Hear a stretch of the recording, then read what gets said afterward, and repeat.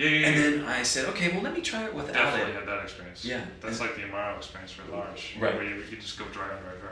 It's almost like you're looking for that core essence. Yeah. So yeah, of course. And then eventually I just started drinking pastis, you know, the normal sure, way, and I love it. Up. Yeah. Yeah. You became the Paul Abdul of pastis. Straight up, don't tell. So no, let me ask you. I mean, do you feel in that sense? We've had that experience. You know, you've had that experience. I've had that experience. It's changed who I was. Do you feel in some way that you need to be an ambassador for things that aren't quite well understood by general people? How important is that to you to like bridge that gap between like what people know now or what's popular now, what maybe might be popular in the future, or what people could learn? I have a, you know, I feel two different feelings towards that. Let's hear about it. Number one is as being an ambassador for wines that people should really pay attention to. Yeah, I think that's important. And I think that people should really focus on wines that are doing, you know, winemakers that are doing great things from where they're growing the wines. But at the same time, it's almost like, you know what? If you're not going to take the time to really study and to really learn about these wines, you don't deserve them. Right. And I'm not going to tell you about them, so then you can drive the price of the wine up. Sure. And then Which it's not a real concern. Yeah, totally. And then it's not my wine anymore. Right. And so there are definitely wines that I keep in the restaurant, and I don't put them on the list. Sure. Because I really want to make sure that they go to someone that I know appreciates them. Staff meal, for instance. Yeah. but you know what I'm saying? Like, I feel both ways about it. And it's a conflict that I deal with every day. Every single day. Yeah. And that line is often determined by the customer themselves. Yeah, it always comes down to interaction. Sure. Yeah. And if you feel the visceral thing, like, I like this guy. Yeah. You know what? Yeah. I want to do this for you. And when you're trying to determine what's right for a person, I mean, is it what they say? Is it what they don't say? Is it how they dress? Is it what they're ordering for food? Is it all of that? Attitude is most important for me. Okay. How they come in. How they come at me. How they talk to me. Right. You know, that tells me everything. Everything. Even almost about like their taste preferences. Only about their taste preferences. Yeah. You know, you can see if someone's like, you know, what do you think? You know, I'm looking at this list and there's a lot of stuff on here, and you know, what do you think of this wine? What do you think of that wine? Wants to engage and wants to ask questions. Those are my people. People who want to explore. Yeah, people want to. Who are like, tell me this and that. That's too expensive, or why isn't there cab? Right. Where's the California cab? Sure. And then, you know, you kind of go along from there. But I treat everyone with the same amount of service. But, you know, the way people come at me will really change who I am. Right. And you're always going to get a bottle of wine, and I'm always going to make sure it's great. But, you know, whether you get something that I'm really passionate about, that I really want to talk to you about, and really want to show you, it depends on you. I find it's kind of like Street Fighter. Right, like every level's a new opponent, and they each have a different move that'll get them. You know, you gotta like get that move in there to like work with them. Yeah, you know? And at the end of the day, the last opponent is really you. You know? True. It's all improv. That's true. Yeah. I mean, there's no script. I think that's exactly. Except for the fact that you get to do it so many times. But improv's the same. Yeah. So you brought a few bottles of wine. I think you're really digging on these days. So you think you might want to share with people. What do you have for us? I've got a few things. It was hard, you know. It's hard to pick what I really want to talk about amongst the cellar and you didn't create a list of wines you didn't like. Right. It's true. It's a big list. Yeah, it's true. But I wanted to talk about wines that are really on my mind right now at this moment in August of 2011. Late summer. Yeah. Really beautiful summer. I think. August has been pretty good. You're doing okay. What do you got first? The first is I think you have to hold it up a little bit. Sorry. So that is a Chablis from Vincent Dauvissat. And you've actually visited this producer, if I'm correct. Yeah, twice actually. Once when I first moved to Burgundy in 2002, and then again a month ago. Is that engagement important to you? I mean, you're definitely. a guy who like builds relationships. Definitely. Like really maintains them. Is that something that's when you're working with suppliers, when you're working with winemakers? Is that something you think about? Like, this is somebody I know. Yeah, I want to love the people as well as the wine. Sure.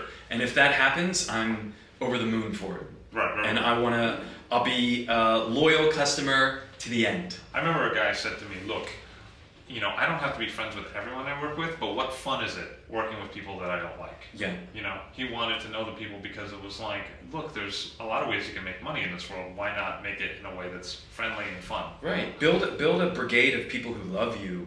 Mm-hmm. You know, be yourself, of course, why but not? you know, some people may not like you, but the people you do are behind you and are going to be your ambassadors. Yeah. And Dovizade, it's funny you mentioned that. He's one of those guys. And you know, everyone talks about Ravenel. Sure. Ravenel is the best Chablis in the world, and Ravenel is the most expensive Chablis, and Ravenel is the most rare. And if you have a bottle of Ravenel, certainly I'd like to drink it. Yeah, it's great. It's definitely great. But Dovizade is more my style. Sure. Okay. And you know, when I visited him, the dude is just zen. Right. And he's got this like Mona Lisa smile, and doesn't say much, and he just lets the wines talk.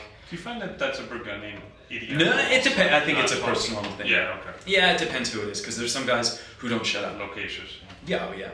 But Dovizade is just like, you come in, you can like it, or you don't like it. Right. I'm okay. Right. Yeah. You want to talk? I'm not going to say much, but you know, I'm going to let the wines talk. The Dovizade abides, I think, is the rule here. He is the dude. Seriously. So what do we have? So this is... Oh wow, look at that. 96 proofs. This is a wine we've had a few times in the last couple of weeks. I have particularly enjoyed this one. Yeah. And it's probably the best Chablis I've ever had. Yeah, you know, you make a good case. I really think it is. And when we did this video series with another sommelier, Patrick Capiello-Gelt, he brought forward the idea for him that Proust was really the best parcel for Dovizade. Yeah. People talk about Clos as this great Grand Cru, but he thought Dovizade Proust was really his best one. Yeah. You know, it's an arbitrary thing when you say that. You know, what's better than what else? But all I know is when I tasted this wine, you were in. I was like, this is amazing. You took the whole pot and you pushed it in. Like, I said this. In. And it's like, it's 96, which is a year that, as you know, people say it's full of premature oxidation. But this, you know, laughs in the face of Right, that it does. Yeah. It's like zingy, and it tastes like Flint, and it can only come from Chablis. And I remember you were like, if this is the city, this is Flint, Michigan. Yeah, it is Flint, Michigan, and that like popped in my head when I tasted it. And this will be on MC Breed's next album. Yeah, that would be good. Well, but I really love it. And a great food wine too. Is that important to you when you think about wines? Or Sure. are you thinking about like how this is going to react? I mean, this is a restaurant, Bar Boulud and Boulud too, that really deal with French recipes, to some extent Mediterranean recipes, but I think very wine-friendly recipes. Yeah. Are these the kind of wines that you think, gee, that's working for me, that's working for summer, that's working for the kind of dishes that I see coming out of the kitchen? Hell yes. Yeah. What else do you have in the magic box? In the magic box, I also have, it's another Burgundy. Oh, okay. This is a Volnay from D'Angeville. Oh, okay, sure. And it's not necessarily the vineyard, you know, Frenier, which is good. It's one of his, I think, lower on the scale of all of his premier crus. But it's really the producer who I really like. And number one, you have a lot of Burgundy enthusiasts who, you know, don't drink Côte de Beaune Red. Just don't care. Absolutely. And, you know, all they want is DRC. Right. They want Rousseau, they want DRC, and they want Roumier, and they want Meunier. Yeah. You know, and that's it. Right.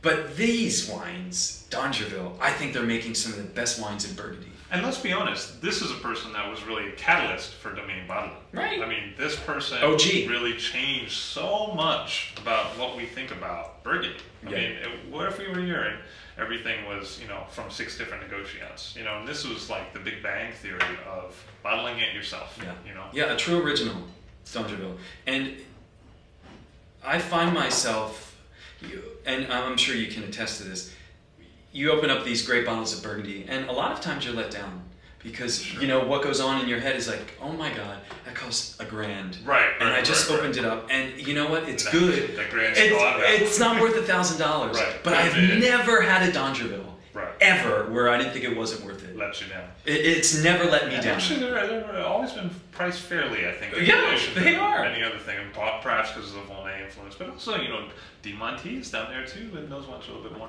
So, you know, and in fact, I've had wines from this producer back to the 20s that have been like, so like nobody can tell me that they don't have any longevity. You know, everyone thinks like, oh, Côte de Nuit is gonna last forever. Like I've had just old, you know, 29, and you're like dying. Yeah. And there really is a sense of finesse. And yeah, exactly. And that's what Burgundy is. I mean, when you think about red Burgundy, what are the things that you're like? I mean, why I love red Burgundy? Yeah. What draws you to it? It's very simple. It goes back to wines showing where they're from. Okay. And you know, you have a glass of Chambolle-Musigny, and you have a glass of Vosne Romani, and those villages are right next to each other. Sure. And they are different. Totally different. They're totally different. Or at least they should be. They are. Right. They should be. I mean, if the winemaker's doing the right thing. If something wasn't translated, if they are. Right. And, you know, and it's just that soil. There's something so magic about Burgundy.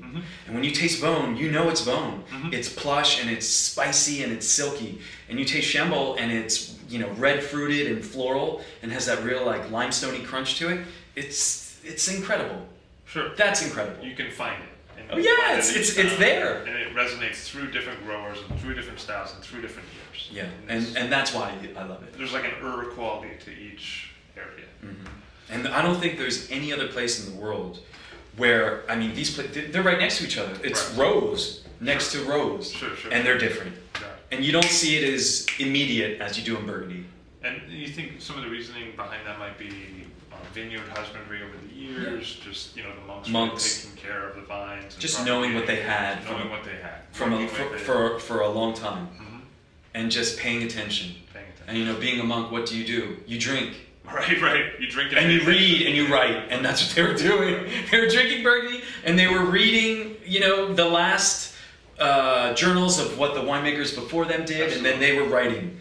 And it's just so much rich information. It's like they have 200 years head start on everybody else who's making Pinot Noirs. Yeah, seriously. Even more, 500. Sure, 500. Yeah, and that makes me so happy. And I feel very fortunate to drink wines like that.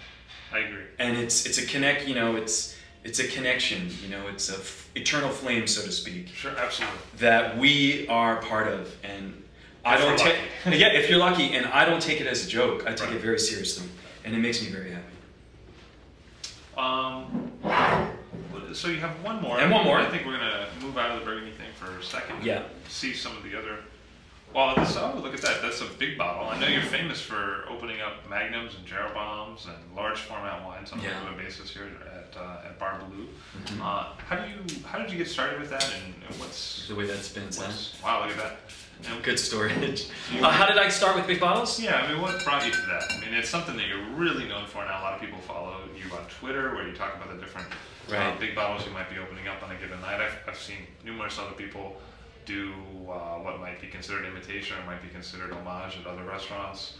People looking, probably there's been no time in the history of New York where more magnums have been opened regularly in restaurants. And you know, really, you're solely responsible for at least you know, propagating that as a real serious idea. I mean, other people might have done this or that, but you really it was like a trademark. It's become a signature.